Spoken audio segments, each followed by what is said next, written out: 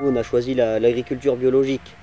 Donc on s'est dit, ouais, pour nous les agriculteurs bio, entre guillemets, c'est tous des gars, on peut pas dire d'insultes, mais c'est des gars assez moyens et tout ça, ils sont pas gentils et tout ça. Et puis on s'est rendu compte au fur et à mesure qu'il y avait des systèmes d'exploitation avec, avec leurs différentes productions, on pouvait finalement partir en bio et gagner à la rigueur plus d'argent en bio.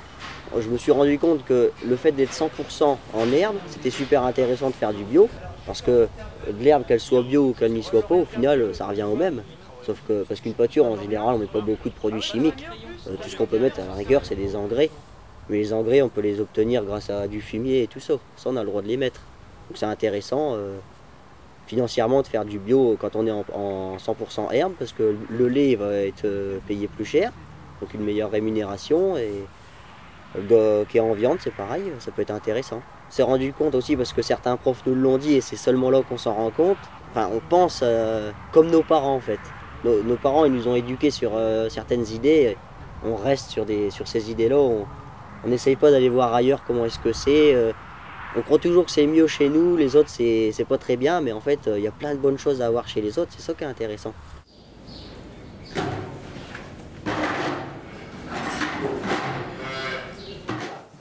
Alors voilà, la caméra elle était là.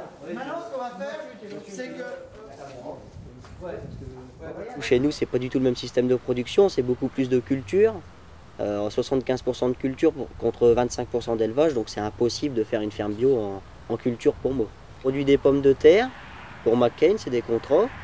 Ensuite on produit de la betterave sucrière, donc c'est pour produire du sucre, du blé, pour le pain, la farine, les escourgeons, du colza et du maïs. Et en élevage, c'est là qu'on pourrait éventuellement passer en bio juste sur cette partie-là, mais ce ne serait pas évident. On fait du lait, donc sur des pâtures, et on fait des vaches allaitantes de race Salers, donc des races du Cantal, qui pourraient très bien s'adapter en agriculture biologique, puisqu'elles ne demandent aucun produit phytosanitaire, elles pourraient très bien être bio. Est-ce que ça te fait réfléchir pour l'avenir? Pour toi, quand tu vas reprendre la ferme un jour? Je sais pas si je peux parler sur le long terme, parce que je sais pas comment sera l'avenir. On est d'accord. Aujourd'hui, je sais pas plus tard si je serai agriculteur. On est d'accord, parce que c'est pas si facile que ça d'être agriculteur aujourd'hui. Et je sais pas quel type de ferme est-ce que j'aurai. Je pense que si j'aurais une ferme 100% herbe, je réfléchirais fortement à passer en biologique. Oui. J'y penserai.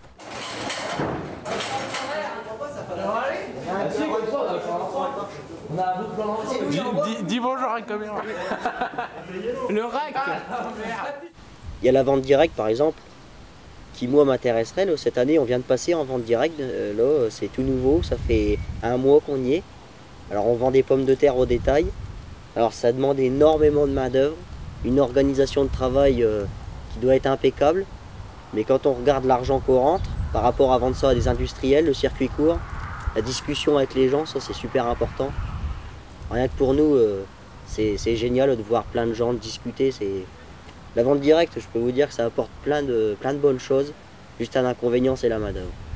Les gens, ils commencent à se rendre compte que les industriels, ils prennent une grosse part au niveau argent et qu'il faut venir vers les petits producteurs. Quoi. Si on veut les soutenir Si on veut nous soutenir, c'est exactement ça. continuer à avoir de l'agriculture demain.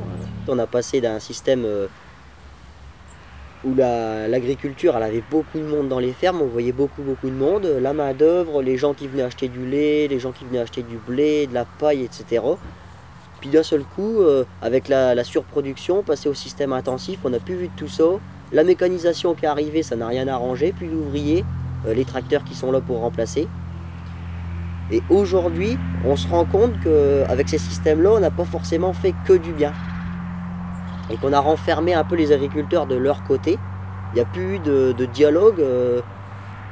Et aujourd'hui, on se rend compte qu'on revient de plus en plus vers ça et c'est pas mal. Beaucoup plus de monde dans les fermes. D'ailleurs, on voit des agriculteurs qui retrouvent le sourire, à discuter. Non, mais c'est vrai, c'est vrai. Le social, c'est très important. Oui, sinon on meurt. Sinon, on meurt, c'est vrai. C'est vrai. Et puis, du coup, c'est une façon aussi de concerner les gens, le public, parce que s'ils ne vous connaissent plus, S'ils nous connaissent plus, ils peuvent à la rigueur nous critiquer. On part sur la critique, ils disent c'est quoi l'agricole, ils savent pas exactement, ils entendent parler de manifestations à la télévision, ils disent c'est quoi, pourquoi ils manifestent, on comprend pas. Alors que là, le fait de venir directement vers les agriculteurs, ils parlent directement à la cible. Et c'est là qu'ils comprennent la gravité aujourd'hui de là où on en est arrivé, quoi. Vas-y, vas-y, fais le porcher. J'ai de l'élevage qui coule dans les veines, j'ai de la terre qui coule dans les veines, mais aujourd'hui, quand on voit les prix, je souhaite de tout cœur être agriculteur. Je serais l'homme le plus heureux du monde si je fais ce métier-là. Mais quand on voit aujourd'hui les prix qui montent du terrain, le prix du terrain qui a plus de quadruplé en 15 ans d'ici, avec des prix qui baissent de plus en plus. On est arrivé aujourd'hui à un prix du lait, par exemple. Je prends le lait parce que c'est une production qu'on fait à la maison et c'est quasiment le système le plus grave.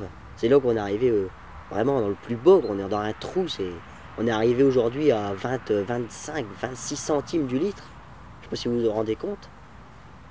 C'est devenu du grand n'importe quoi et c'est à cause de ça qu'aujourd'hui on voit des agriculteurs qui pètent les plombs, de la méchanceté. Beaucoup de méchanceté parce que les agriculteurs ils sont à bout, ils en peuvent plus. Et psychologiquement on en voit qui laissent tout, qui arrêtent, qui sont malheureux dans leur peau. Ils ont voulu faire un métier qui les passionnait puis ils se sont rendus malheureux dans leur vie. Ils profitent même plus de la vie, ils sont à fond dedans pour perdre de l'argent. Parce qu'il faut savoir qu'aujourd'hui on perd de l'argent à travailler. C'est honteux. Et nous on aimerait bien qu'un jour ça change, d'être heureux de travailler, de gagner sa vie. Et de nourrir les gens. Nourrir les gens. Les gens qu'on croise là dans la ferme. C'est sûr. Et de continuer. La vente directe, ça c'est vraiment bien. C'est ça peut-être qui pourra nous sauver à l'avenir. Puis ben, notre environnement, ben, j'en ai pas parlé, mais la nature bien sûr qu'il faut la protéger. Nous, il n'y a pas de problème, on veut bien la protéger, mais il faut nous aider aussi à la protéger. C'est ça que je veux dire. Hop là. Bâtard. Eh, la feuille avec les questions, Anka. Anka, la feuille. Donne la feuille. Appelle les bâtards. Ou la feuille, tu veux pas que je te la mette là comme ça tu comme ça. Appelle les bâtards. La feuille, il aurait mieux pour qu'on la voyait trop sur la caméra. Directement en montage vidéo. Ouais. Mais Maxime, ferme ta broyette. Oh, allez, sérieux là. Soleil, viens. Diego, Soleil, viens. Ferme ta broyette, Maxime. oh, silence. On y va, on tourne, non. On avance. Action. Est-ce que tu m'entends dans le micro là? Voilà. Allô, allô. Non mais fais pas ça, il doit m'entendre. Faut laisser ça. 5 secondes. J'entends parfaitement. Faut laisser ça. D'accord. Alors mettez en route 5 secondes. Non, on non, arrête. c'est bon, laisse tourner là.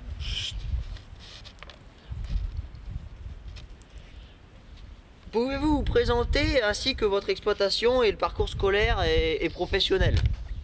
Aujourd'hui, 1000 vaches, c'est vrai que c'est devenu énorme, mais si c'est ça qui peut...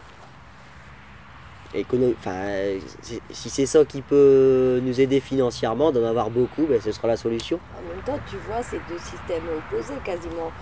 Complètement, Le petit troupeau et la vente directe, et puis de l'autre côté, la ferme des 1000 vaches. C'est sûr. La ferme des 1000 vaches, tu rencontres pas les gens. Hein. L'agriculteur, il devient carrément un industriel. Ah oui, c'est sûr, je suis d'accord. Si les prix seraient là, on serait peut-être pas obligé de produire de faire des 1000 vaches, de faire des troupeaux énormes, tout ça. On pourrait être capable de faire 20 vaches à lait, par exemple, être heureux dans la vie, profiter du temps libre qu'on a avec notre famille, parce que la vie de famille c'est quelque chose de super important, profiter des enfants, des loisirs et tout ça. C'est qu'aujourd'hui c'est pas possible, on est obligé de monter en vache pour essayer de sortir un petit peu d'argent. C'est ça qui est énervant, quoi. Mais non, le petit bêtisier à la fin. Moi je me présente, je m'appelle Frédéric.